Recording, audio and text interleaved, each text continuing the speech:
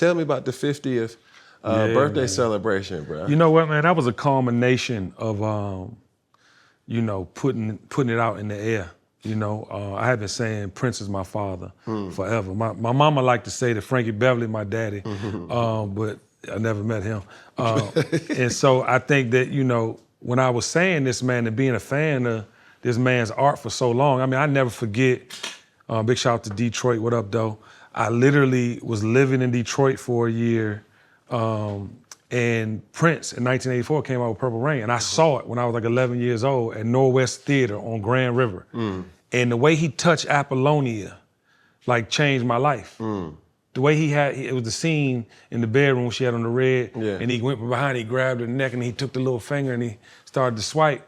But it was like, I was feeling the girl thing. You know, I was like into my loins were starting to pop. And I just, from that point on, man, just fell in love with the music. I mean, Purple Rain, arguably one of the greatest albums of all time. Talked about no skips. Adore is the best slow song of all time.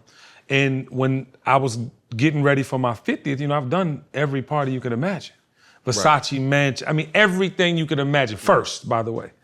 And so my barber, I was in the chair with my barber, and he was like, man, what you doing for the 50th, man? You need to do it at your father's house. I was like, my daddy dead. My real daddy dead. He didn't have no home. What did you talk about, Ron? It was Rolling Stone. Yeah, he said, look, man, do it at Prince's house, Paisley Park. I said, hey, Cam, I'll tell you, I got about the chair. You had a moment. I had a moment because I didn't even think about it. Of all the admiration, of all the storytelling, you know, I had never thought about it one time until he suggested it. And 2 phone calls later, literally had the managing director of Paisley Park on the phone, ended up putting that deposit down, and the rest is history. Say less. I Yeah. think that was a pretty ticket. Hey. It would be... it wouldn't be right if you ain't make it do what it do. Nah, for sure. And you know what the brilliant thing is, man? I had 600 plus people fly to Minneapolis. Yeah, like literally I had love was like just the No, it was so much love, man. And I was going, my son had brain surgery, so I was forgetting people, but you know, people would check in and be like, yeah, I saw you on the plane. Like, yo. So I got through. I literally only missed probably 50 people that I wanted there out of the 600, I think it was 612 people. But it was just a blessing, man. It was a culmination of love that I've poured into people. And that night, man, it was crazy, by the way. I had some things go down last minute where they tried to stop the party. No way. Oh, bruh. I never told the story publicly. What? Never. I literally got there on Friday. My event planner, big shout out to Trisha, she called me, she's like, yo, party's been put on hold till further notice. What are you talking about? Now, mind you, I'm getting off the plane from Atlanta. It's 100 people on my flight. Right. I'm literally walking. With you? No, I'm serious. Like, I'm walking the airport, it's 100 people. And I'm in front of the line trying to walk fast to get to the baggage claim. So I'm like, yo, I can't, what are you talking about? Figure this out.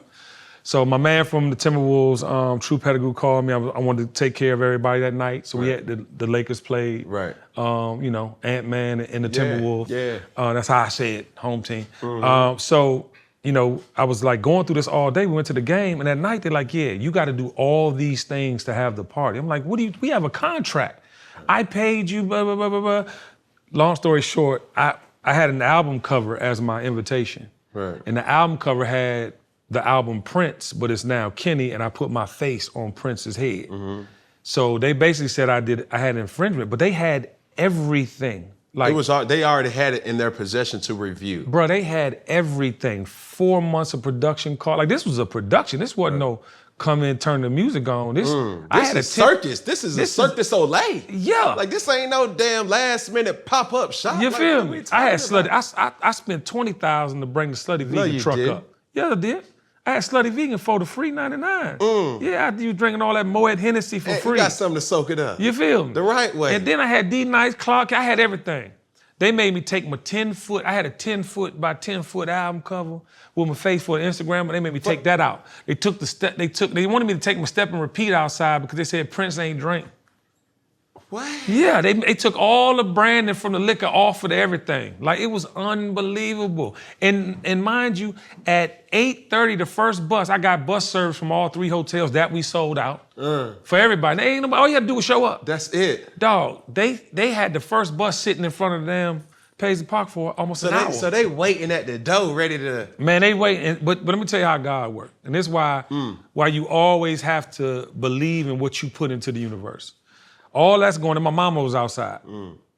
My mama. Okay. So, of course, she's straight in the bus and whatever, because they were luxury buses. They weren't the Greyhound joints. And so, long story short, they opened the doors, and in my mind, I'm like, all right, cool, doors open. But I go downstairs to the hotel. Everybody's like waiting for the next bus that are in, because there's 2 buses to go and 2 buses to come back. Right. So the second bus was waiting for the bus to return. So I go down thinking everything ready, we about to party. They literally in the thing, Kitty! So at first, and I got a picture, man, I'm gonna give you this picture. I got a picture where I'm so happy, but then I was like, reality y'all don't understand what these try to do to me, man. They try. So dog, they put their arms around me like I was being saved in church. Everything, the bus pulled up as they was hugging me. They got in the bus, I get there. So in my mind, I'm like, damn, I'm gonna get to Paisley Park and it's gonna be 25 people in it. Cause I'm figuring, it's 3 hotels, mind you, we in 1. Yeah. So I'm looking at all these people like, damn, everybody at the other hotel just like this. But no, I sent them in the front. I went through the back, man, had have a whole conversation with the management. I went out there, Cam, and peeked around that curtain, and Paisley Park was packed. Everything just lifted, bro. I got my mama introduced me, came out, man. It was like, I ain't cried nothing. And I'm getting emotional thinking about it, but I literally had the time of my life, bro. As you should. Going through all that, though. People don't know what be going on behind the scenes. Yeah. But even for that, bro, like, I was so excited just to have this, because I'm like, bro, what the does Kenny do? Like, it's almost like the duck analogy. Yeah. Like, you see a duck just smooth sailing on top of a lake or a pond. Yeah. Meanwhile, his feet underneath the water going 10,000 miles per hour, you feel me? And nobody really gives credit to the person who just figures this out. Yeah. You know what I'm saying? Yeah.